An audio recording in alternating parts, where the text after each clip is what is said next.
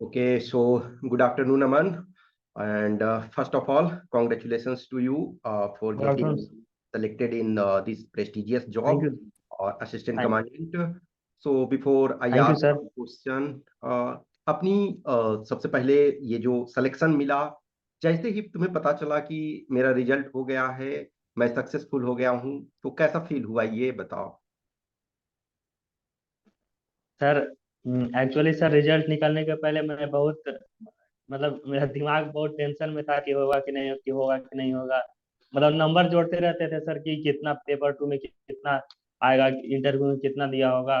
लेकिन सर जैसे ही रिजल्ट आया अचानक से मतलब उस जब रिजल्ट आया तब थोड़ा सा लगने लगा कि क्या अब क्या हो गया, क्या हो। लेकिन फिर अचानक सर अपना रोल नंबर टाइप किए तो सर मिल गया। तो बहुत सर रिलैक्स महसूस हुआ, मतलब लगा कि बहुत बड़ा बर्डन जो था वो मतलब थोड़ा सा उससे रिलीज मिला। Okay okay okay so Aman, ये एक आपकी journey, n number of candidate, देखो हर जो इंडिविजुअल क्वालिफाई करते हैं वो एक यूनिक है। चाहे आप हो, चाहे और अदर पीपल हो। For example as a teacher, as a mentor, मेरे लिए सपोज कई स्टूडेंट्स क्वालिफाई किए, ये कंटिन्यू चल रहा है। लेकिन आपके लिए एक यूनिक होता है, और जब खास करके आपका फॉर एग्जांपल स्टेक ज्यादा होता है एज ए इंडिविजुअल, और पीछे आपके कुछ ड्रॉबैक होते हैं, तो वो एक चैलेंज होता है। सो वो चैलेंज यस को एक तरह से आप इस एग्जाम में किस ढंग से देखते थे, क्योंकि आपका 21 में बहुत बड़ा सेटबैक था, तो 22 में आपने उसको किस ढंग से कोप अप किया, किस ढंग से उसको मैनेज किया। सर, पहले तो सर 2021 में सर मैंने रिटेन का तैयारी कर लिया था सर। मैं उस समय सर थर्ड ईयर में थे हम सर। तो मतलब तैयारी किए थे, बट सर उतना जो होता है डेडिकेटेड के साथ उतना हम नहीं कर पाए थे। लेकिन फिर भी सर मेरा रिटेन हो गया था। और उसके बाद सर जब इंटरव्यू आया सर, तो इंटरव्यू में सर हम कुछ जैसे मेरा ज्योग्राफी सब्जेक्ट है सर, तो उस पे हम नहीं ध्यान दिए थे। और सर अपना डेप भी उतना मतलब हम नहीं प्रिपेयर किए थे। हम तो लेकिन मेरा interview sir most of the thing मेरा सर ज्योग्राफी से ही पूछा गया था।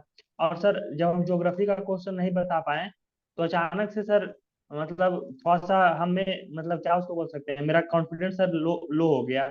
और उसके बाद फिर सर एक दो क्वेश्चन इजी क्वेश्चन भी पूछे जो कि हम नहीं बता पाए। तो सर इसी कारण हाँ, मुझे लगता है कि मेरा इंटरव्यू में बहुत कम नंबर आया था। उसके बाद सर जैसे ही मतलब इंटरव्यू फाइनल मार्क्स आया, उसके बाद सर 22 में भी कहीं यही सब गलती ना हो जाए। तो वही सर उसके बाद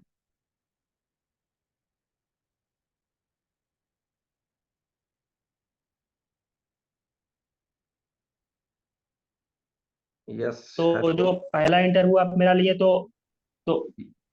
hello yes yes. Yes, continue. Sir. तो 2022 में जब हम आपसे कांटेक्ट किए तो आप मेरा पहला इंटरव्यू मॉक इंटरव्यू जब लिए, तो सर पहला मॉक इंटरव्यू में मेरे ऊपर सर 2021 का रिजल्ट पूरा मतलब इफेक्ट में था। इसीलिए सर वो पहला मॉक इंटरव्यू में सर मेरा परफॉर्मेंस नहीं ठीक हो पाया था। तो आप हमको बोले भी थे कि तुम्हारा कॉन्फिडेंस मतलब बहुत ही लो लग रहा है।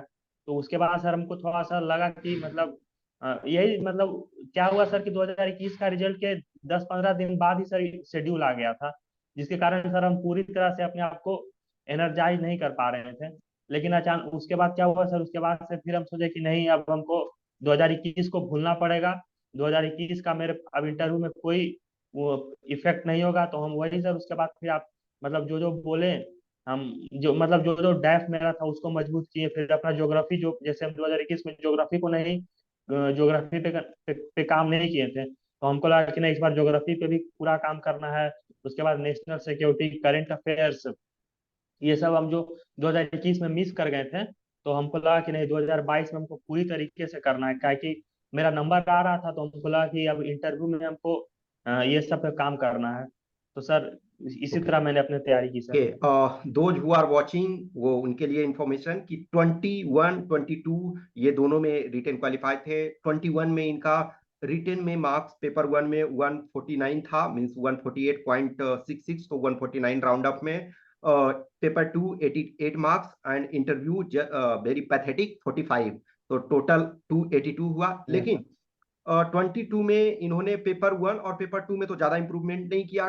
पेपर 1 में इनका 158 हुआ, यानी कि देखा जाए तो कह सकते हैं हम 9 मार्क्स इन्होंने इंप्रूवमेंट किया।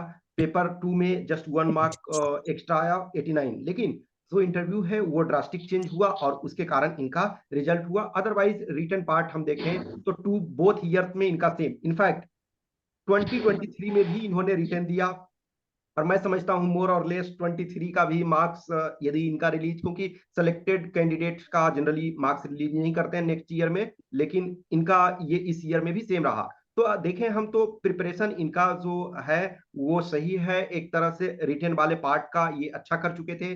जो थोड़ा बहुत इंटरव्यू में इनकी कमी रह गई थी, और कमी इस वजह से नहीं कि ये नहीं जानते थे, लेकिन शायद उस प्रेशर को झेल नहीं पाए। प्रायर जो भी इंफॉर्मेशन इनको चाहिए था वो नहीं मिल पाया था, लेकिन इस बार इन्होंने किया। ओके, सो फॉर एग्जांपल अमन, जैसे आप एक सैनिक स्कूल के स्टूडेंट रहे हो, तो सैनिक स्कूल के स्टूडेंट को बहुत सारी चीजें फेस करने के लिए सिखाया जाता है। तो आपको क्या लगता है कि सैनिक स्कूल का स्टूडेंट होने के कारण आपको कुछ एडवांटेज था, या 21 में कहीं जो एक आपके पास एक्सपेक्टेशन था, वो एक्सपेक्टेशन को आप फुलफिल नहीं कर पाए, ये एक फियर था? सर 2021 में सर हमको यही लगता है, क्योंकि सर मतलब हम सैनिक स्कूल के स्टूडेंट हैं सर, तो उन लोग का पूरा एक्सपेक्टेशन था कि मतलब हम जो होंगे वो पूरा कॉन्फिडेंट होंगे, मतलब सब जवाब। लेकिन सर 2021 में क्या हुआ कि सर हम जब जवाब नहीं दे पाए बैक टू बैक सर, जैसे ज्योग्राफी का हम बता रहे हैं सर, बैक टू बैक हम करीब 3-4 क्वेश्चन का जवाब नहीं दे पाए सर। जिसके कारण सर वो मुझे बोले कि तुम्हारा ज्योग्राफी ऑनर्स है, तुम जवाब नहीं दे पा रहे हो। तो सर उसके बाद मेरा कॉन्फिडेंस सर डाउन हो गया। उसके बाद एक सर वो बहुत ही इजी क्वेश्चन हमसे पूछे, वो भी हम नहीं बता पाए। तो सर यही कारण, अथवा सर मेरा कॉन्फिडेंस भी यही सब के कारण सर पूरा मतलब वहाँ पे थोड़ा सा नीचे चला गया। जिसके कारण सर मुझे लगता है कि 2021 में मेरा इंटरव्यू में बहुत कम नंबर आया। ओके ओके, यस ज्योतिष का, you can ask question if you have.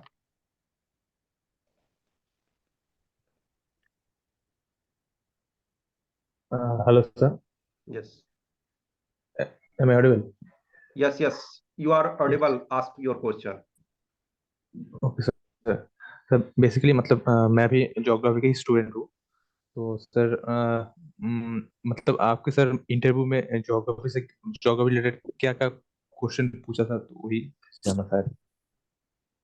अ, देखिए, पहले 2021 में जब हम इंटरव्यू दिए थे, तो उसमें सिंपल क्वेश्चन ही पूछा गया था। जैसे पूछा गया था अल नीनो क्या होता है, ला नीनो क्या होता है। उसके बाद ट्रेड ट्रेड विंड्स को ट्रेड विंड्स क्यों बोलते हैं। उसके बाद फिर मतलब यही सब साइक्लोन, जो ट्रॉपिकल साइक्लोन और टेम्परेट साइक्लोन के बीच का डिफरेंस, ये सब बेसिक बेसिक चीज पूछा गया था। और 2022 में हमसे पूछा गया था कि ज्योग्राफी का डिफेंस में मतलब ये सब सीपीएफ में तुम कैसे यूज कर सकते हो। तो ज्योग्राफी से बेसिकली यही सब नॉर्मल जो हम लोग पढ़ते हैं 11 12 का एनसीईआरटी, उसी से पूछते हैं वो लोग। Okay okay sir, thank you. Any more question you can ask if you have. Okay, Himanshu, if you Hello, have sir. any Am I question you audible, can sir? ask. Am I audible, sir? Yes. Yes yes. Sir, basically I am preparing for 2024. So, मैंने इस साल का भी paper देखा था, paper 1, तो उसमें मैं ठीक ठाक स्कोर कर पा रहा था, अबाउट 60 क्वेश्चंस। मैंने टोटल 70 अटेम्प्ट किए थे। तो सर मेरे को पेपर 2 के लिए आप थोड़ा बता सकते हैं, जैसे उसमें कुछ थीम्स हैं, जैसे हेल्थ है, एजुकेशन है, आईआर है। तो उसमें अब मैं अगर करंट को फॉलो कर रहा हूँ तो मैं करंट अपडेट्स तो देख लूंगा न्यूज़पेपर से, लेकिन जो उसका बैकग्राउंड है उसके बारे में मैं कहाँ से प्रिपेयर करूँ सर? देखो, पेपर 2 में क्या होता है, पेपर 2 का हम कैसे किए थे वो बता देते हैं। पेपर 2 में जैसे कि विजन आईएएस का जो मैगजीन आता है ना, तो यस सर। उसमें जो थीम्स होता है, जैसे कि मतलब लास्ट अगर उसका मेंस 365 या कुछ अगर हम देखें उसमें, तो मतलब लास्ट लास्ट 1 ईयर में जो भी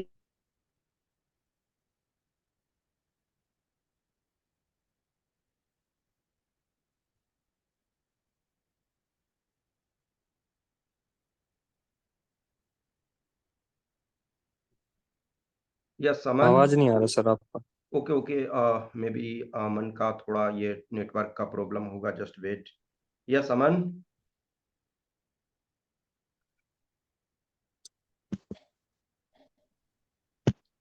हेलो। या yes yes yes Aman, you now it is coming, चल स्टार्ट। तो जैसे हम बोल रहे थे कि जैसे कि इंटरनेशनल रिलेशन का अगर हम बात करें तो हम लोग सुन रहे होंगे लास्ट 1 ईयर में, या जब से इंडिया G20 को इंडिया प्रिसाइड कर रहा है, तो हम लास्ट 1 ईयर में हमेशा ये न्यूज में रहा है कि इंडिया जो है वो ग्लोबल साउथ को रिप्रेजेंट कर रहा है, ग्लोबल साउथ का इंडिया लीडर बना हुआ है, मतलब ऐसा टाइप का कुछ हम लोग सुन रहे हैं। तो आप लोग देखे होंगे कि 2023 में इससे रिलेटेड आया था। सो बेसिकली जो करंट लास्ट 1 ईयर में जो भी चीज चल रहा है, जैसे कि 2022 में उसमें वॉर चल रहा था रसिया यूक्रेन के बीच में, तो वॉर पे एक इससे आ गया था। तो इस तरह मतलब लास्ट 1 ईयर में जो भी इम्पोर्टेंट इशू हुआ है ना, उससे रिलेटेड वो लोग ऐसे देते हैं। और आर्गुमेंट में भी सेम सिमिलर थिंग है, और रिपोर्ट तो फुल्ली करंट अफेयर्स बेस्ड ही रहता है। मतलब अगर हम लोग क्या बोलते हैं, मतलब लास्ट 1 ईयर में जो भी करंट अफेयर्स चल रहा है उसको प्रिपेयर करें तो पेपर 2 हमारे लिए मतलब अच्छा जा सकता है। और प्लस अगर हम ग्रामर पे काम करें तो पेपर 2 में हम लोग अच्छा स्कोर कर सकते हैं। ओके, हिमांशु देखो, एक चीज ध्यान रखो, पेपर 2 जनरली ग्रामर वाले पार्ट को हम छोड़ें, और जो आपके प्रेसी राइटिंग और रीडिंग कम्प्रिहेंशन, तो मीन्स 60 मार्क्स के जो हैं वो प्योर आपके ये इंग्लिश नॉलेज के आधार पे है, यानी ग्रामर और इंग्लिश कंपोजिशन अंडरस्टैंडिंग के बेस पे। 140 जो यस सर। मार्क्स हैं एसे, आर्गुमेंट एंड रिपोर्ट, ये आपको करंट बेस्ड हैं। इसमें दो चीजें हैं, जो एडिटोरियल न्यूज़पेपर में आ रहे हैं उनको आपको रेगुलर रूप से करना है। दूसरा, दो चीजें हैं, एक, यदि आप इस कंडीशन में हो कि आप अपनी ही राइटिंग को सेल्फ इवेल्युएट कर सकते हो तो उसको सेल्फ इवेल्युएट कर सकते हो, करो। और यदि नहीं तो कहीं भी आप टेस्ट लिखो, उस टेस्ट में आपको ये पता चलेगा यस हम कहाँ मिस्टेक कर रहे हैं। दो चीजें टेस्ट से होता है, एक तो आपको रिलेटेड टॉपिक्स मिल जाते हैं, और दूसरा आपको फीडबैक मिलता है कि यस हम कहाँ मिस्टेक्स कर रहे हैं। ओके, सो कुछ और क्वेश्चन है तो आप बताओ।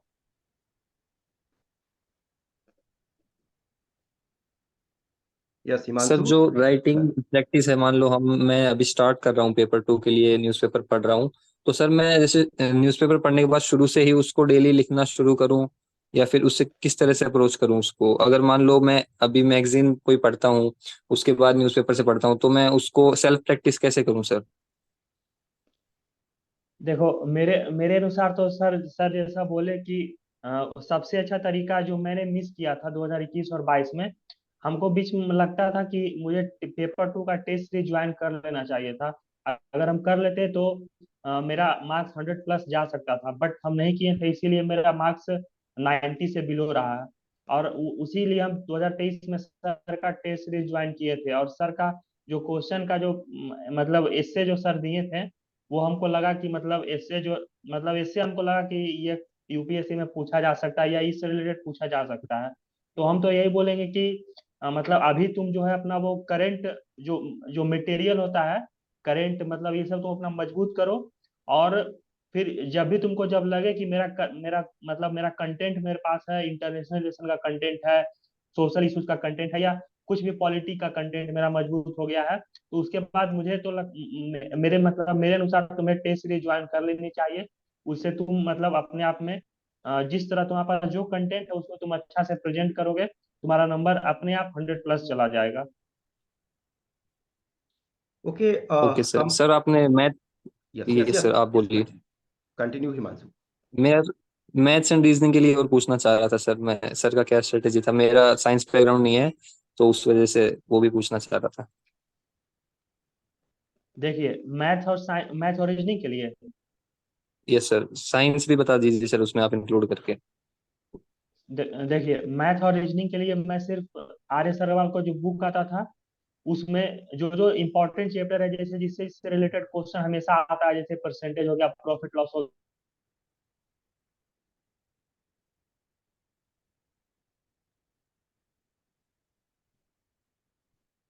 You are not audible sir.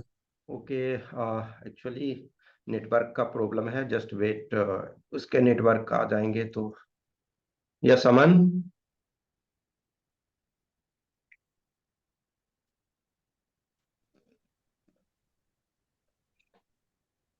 हाँ yes Aman, audible. Yes sir. Yes, हाँ, तो आप मैथ रीजनिंग के डिस्कस कर रहे थे। सर मैं वही वही बोल रहा था कि जैसे आर एस अग्रवाल हो गया, तो आर एस अग्रवाल में हम लोग को वो वैसा चैप्टर को छाट लेना चाहिए जिससे यूपीएससी हमेशा क्वेश्चन पूछता है, जैसे कि परसेंटेज हो गया, प्रॉफिट लॉस हो गया, मेंसुरेशन हो गया, फिर सिंपल एंड कंपाउंड इंटरेस्ट हो गया, मतलब इस टाइप का चैप्टर। उसके बाद आर एस अग्रवाल में बहुत सारा क्वेश्चन दिया हुआ है, तो सबको हमें सॉल्व नहीं करना है। बट अगर हम सब चैप्टर के बैक में जाएं तो वहाँ पे प्रीवियस ईयर क्वेश्चन दिया हुआ है, जैसे कि एसएससी सीएचएसएल में कौन सा आया है या बैंक पीओ में कौन सा है, मतलब ऐसा ऐसा टाइप का क्वेश्चन। तो हमें वो सब टाइप का क्वेश्चन को प्रैक्टिस करना चाहिए। और रीजनिंग में भी देखेंगे तो दो तीन चैप्टर है जिससे हमेशा यूपीएससी क्वेश्चन पूछता है, जैसे कि कैलेंडर हो गया, क्लॉक हो गया, और मिस एक ब्लड रिलेशन वाला चैप्टर हो गया। तो इसका आप मतलब कहीं से भी क्वेश्चन निकाल सकते हैं, ज्यादा नहीं, मतलब सब पे अगर 20-20 क्वेश्चन भी अगर आप सॉल्व कर लिए तो सीएपीएफ का क्वेश्चन आप आराम से बना सकते हैं। और रही बात साइंस के लिए, तो साइंस के लिए मैंने सिर्फ और सिर्फ 9th और 10th की एनसीईआरटी को फॉलो किया था। और मैं अपने एनालिसिस के अनुसार बोल रहा हूँ। मुझे लगता है कि वो लोग 90% से ज्यादा क्वेश्चन वो 9th और 10th के एनसीईआरटी से ही देते हैं। मतलब वहां से miss line by line question को दे देते हैं। तो अगर आप 9th और 10th का एनसीईआरटी कर लेते हैं तो आप साइंस में आपको कोई दिक्कत नहीं होगा। ओके, देखो हिमांशु, जो जी जी। 9th और 10th के साइंस के बुक है उसको आपको ओरिजिनल बुक पढ़ने चाहिए, क्योंकि कुछ क्वेश्चन फिगर से भी देते हैं। आप यदि नोट पढ़ते हो तो नोट्स में फिगर नहीं रहते हैं, लेकिन आप ओरिजिनल यदि बुक पढ़ते हो तो कुछ देखोगे हर चैप्टर में फिगर्स रहते हैं। सपोज अमीबा है, या कोई सपोज आपके बॉडी का सिस्टम का कोई है, सपोज रिस्पायरेटरी सिस्टम, तो रिस्पायरेटरी सिस्टम का इमेज वहां दिया हुआ है। उस इमेज के पार्ट से भी आपका स्केलेटन है, उसके इमेज से भी क्वेश्चंस पूछते हैं। तो 9th और 10th line wise plus original book से एवरी फिगर वगैरह को, पिक्चर्स को भी देखना है, तो उससे आपका क्लियर हो जाएगा मेजोरिटी ऑफ पार्ट। ओके, सो कुछ जनरल क्वेश्चंस होते हैं अमन, जैसे एक जो सिलेक्शन होता है आपका, तो सिलेक्शन कैंडिडेट का होता है, लेकिन उस सिलेक्शन के पीछे बहुत लोगों का हाथ होता है। खास करके सबसे जरूरी होता है आपका फैमिली, और आपके फैमिली का सपोर्ट होना बहुत जरूरी होता यस है। सर। सो ये जो आप फॉर एग्जांपल एज ए आप सैनिक स्कूल में पढ़े, फिर सीएपीएफ का एग्जाम आप दिए, या जो भी डिफेंस से रिलेटेड चीजें, तो ये आपका अपना पैशन था या पेरेंट्स के तरफ से था कि नहीं तुम्हें यूनिफॉर्म फोर्सेस ज्वाइन करना चाहिए, या कुछ ऐसा? नहीं सर। सर मैंने सैनिक स्कूल में पढ़ा था सर, और डिफेंस में जाना मेरा हमेशा सर हमेशा से रहा है कि हमको डिफेंस में जाना है। बट सर हम एनडीए दिए और सीडीएस दिए तो वहाँ मेरा नहीं हो पाया था सर। तो उसके बाद सर हमको लगा कि सीएपीएफ का मतलब सीएपीएफ हमको दूसरा अपॉर्चुनिटी दे सकता है डिफेंस फोर्स में जाने का। तो उसीलिए सर हम सीएपीएफ का तैयारी अच्छा से किए सर। और इसमें सर मेरे पेरेंट्स का बहुत ही योगदान है। वो हमेशा सर हमको बोले हैं कि तुमको जो अच्छा लगे तुम करो। और हमेशा सर हमको मोटिवेट किए हैं, कभी हमको सर वो मतलब कुछ मतलब हमेशा मेरा कॉन्फिडेंस को वो लोग बढ़ाए ही हैं। तो इसका श्रेय सर मैं अपने पेरेंट्स को देना चाहूंगा। ओके, फॉर एग्जांपल अमन, जैसे मैं एज ए मेंटोर के तौर पे मींस आपसे लंबे समय से जुड़ा हुआ हूं, जो भी आपने मुझे अपना 21 का भी मार्क्स दिखाया कि यस सर हमारे इंटरव्यू में बहुत खराब मार्क्स आए, अनफॉर्चुनेटली इस कारण से मैं सेलेक्ट नहीं हो पाया। फिर आपने 22 का इंटरव्यू दिया, प्रिपरेशन साथ में किया। सो जब 21 का मार्क्स आया तो आपने अपने पेरेंट्स को भी बताया कि मेरे परफॉर्मेंस इतने खराब इंटरव्यू में हुए? यह सर मैंने बताया, जैसे ही मेरा मार्क्स आया मैंने बताया अपने पेरेंट्स को। और क्या बोलते हैं सर, वो मुझे बोले कि मेरे पेरेंट्स सिर्फ यही बोले कि फर्स्ट टाइम होता है, फर्स्ट टाइम में कोई दिक्कत नहीं, फर्स्ट टाइम में ये सब गलती होता है, तो कोई दिक्कत नहीं है। तुम 2022 में तुम्हारा अच्छा नंबर है, तुम 2022 में अच्छा से तैयारी करो इंटरव्यू का। तो वो लोग सर मेरे को हमेशा हमको सपोर्ट किए हैं सर।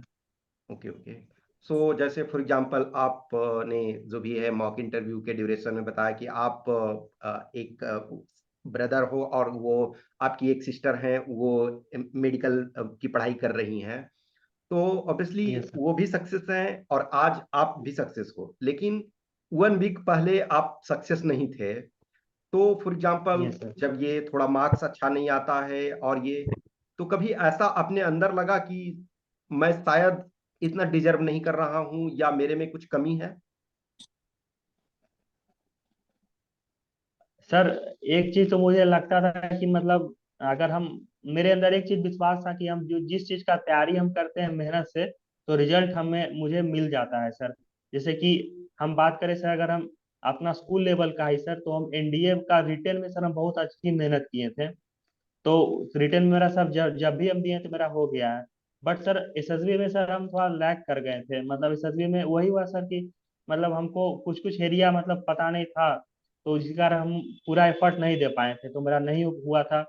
और सर अगर हम इसमें फिजिकल में भी देखें सर, तो फिजिकल भी थोड़ा सा हमको सर समस्या हो रहा था। मतलब मेरा वेट थोड़ा बढ़ गया था, लेकिन हम सर अपना मन मतलब ठान लिए कि हमको फिजिकल निकालना है किसी भी कीमत पर। तो सर हम अल्टीमेटली फिजिकल को निकाल पाए। और सर 2021 में जब इंटरव्यू में मेरा कम नंबर आया, तो सर हमको लग रहा था कि हम 2021 का इंटरव्यू पे हम काम नहीं किए हैं, ये हमको मतलब अपने अंदर लग रहा था, इसीलिए मेरा नंबर कम आया। क्योंकि सर मैंने आपको पहले ही बताया कि 2021 का इंटरव्यू में सर मैंने ज्योग्राफी को थोड़ा सा भी नहीं प्रिपेयर करके, मतलब थोड़ा सिली सिली मिस्टेक हो गया सर हमसे, जिसके कारण सर एक थोड़ा सा मतलब निगेटिव इमेज बन जाता है कि तुम्हारा मतलब ज्योग्राफी ऑनर्स है and you are not able to say simple things. तो हमको लग।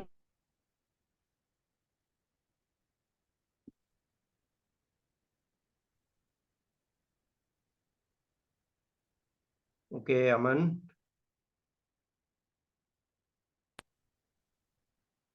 Hello, yes Aman, listening.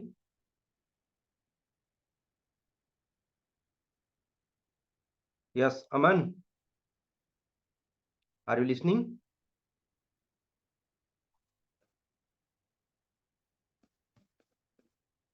Yes Aman, listening.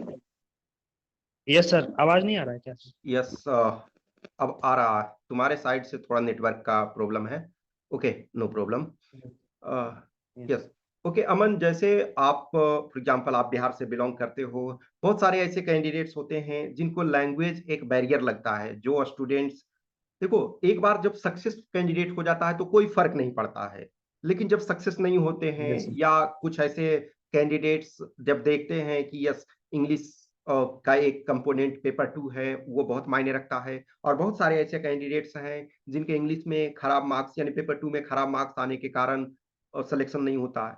आप एज ए आज सक्सेसफुल हो, और इनफैक्ट दोनों टाइम आपने, मैं ये कहूंगा बहुत अच्छा आपने पेपर 2 में नहीं किया, क्योंकि बहुत अच्छा का मतलब होता है 100+ आज के स्टैंडर्ड में। यदि हम 5 इयर्स बैक जाएं यस सर। तो आपका मार्क्स बहुत अच्छा पेपर 2 में कहा जाएगा, लेकिन आज के कंटेक्स्ट में देखें तो इसको बहुत अच्छा नहीं कहा जाएगा, लेकिन रिस्पेक्टेबल मार्क्स है। Yes sir. सो आपको यस लगता सर। है कि लैंग्वेज एक बैरियर है? सर मतलब लैंग्वेज सर अगर कोई मतलब लैंग्वेज सर बैरियर, मतलब सर लैंग्वेज हो सकता है थोड़ा सा बैरियर कोई मतलब, लेकिन मेरे अनुसार सर हमको मतलब हम इस चीज में विश्वास करते हैं कि अगर हम किसी चीज को प्रैक्टिस करेंगे तो बैरियर खत्म हो जाएगा। जैसे कि सर अगर हम पेपर 2 में ही अगर सर हम डेली एक एसे लिखे या 2 एसे लिखे और हम उसको किसी से।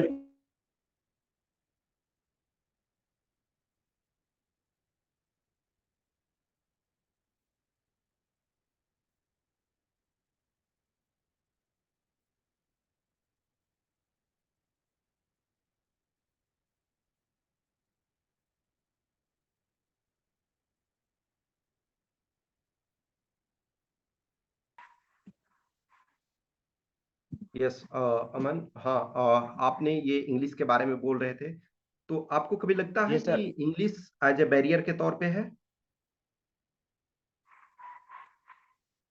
नहीं सर, इंग्लिश बैरियर नहीं हो सकता है सर। मैं मेरे अनुसार सर नहीं हो सकता है, क्योंकि मुझे लगता है कि अगर हम प्रैक्टिस करें, जैसे सर अगर हम पेपर 2 का हम बात करें सर, तो अगर हम कोई भी सर मेरे अनुसार अगर डेली एक एसे लिख के या डेली एक आर्गुमेंट लिख के प्रैक्टिस करता है, उसको इवेल्युएट करवाता है, तो सर उसका जो जो भी उसको समस्या है सर, वो भले समय लेगा, 1 महीना लेगा, 2 महीना लेगा, बट अल्टीमेटली सर वो उसका बैरियर खत्म हो जाएगा।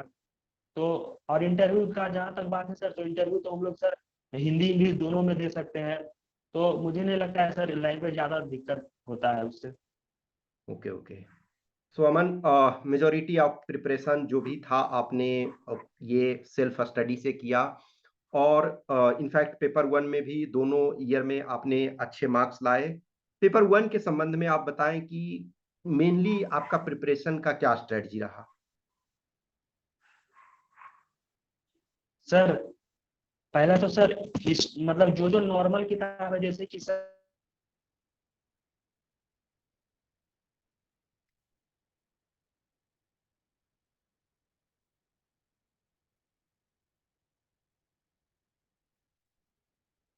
हाँ, आप पेपर वन के संबंध में बात कर रहे थे।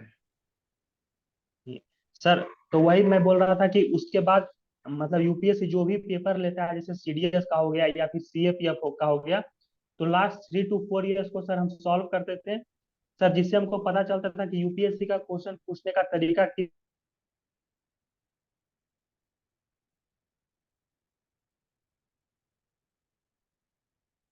ओके, यस, हाँ, ओके ओके, नो प्रॉब्लम। हाँ, पेपर वन के संबंध में कुछ ये बात कर रहे थे। ये सर पेपर वन का मतलब हम यही बोले सर कि पॉलिटी में जैसे जो भी स्टैंडर्ड बुक है, जैसे पॉलिटी में हो गया लक्ष्मीकांत, हिस्ट्री में स्पेक्ट्रम, फिर साइंस में 9th और 10th की एनसीईआरटी, और मैथ्स में आर एस अग्रवाल का कुछ कुछ चैप्टर, और क्या बोलते हैं और जो नया वाला एनसीईआरटी है हिस्ट्री के लिए।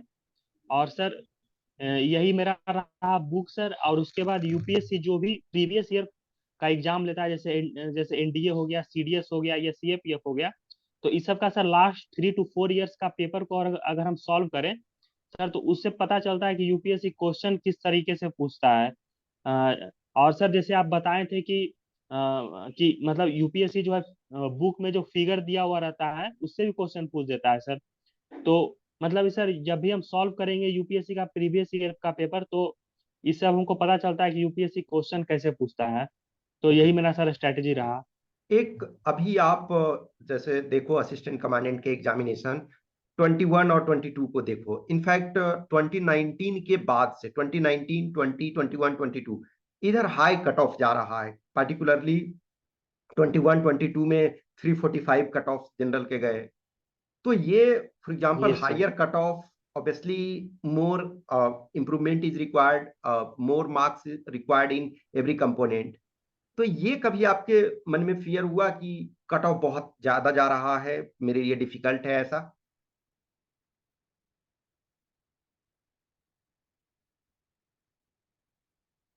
अमन,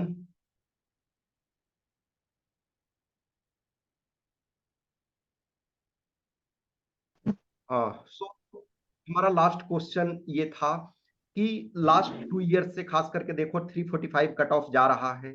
ऐसे सिचुएशन में क्या आपके मन में कभी फियर आया कि कट ऑफ बहुत ज्यादा जा रहा है, ये मेरे लिए चैलेंजिंग है?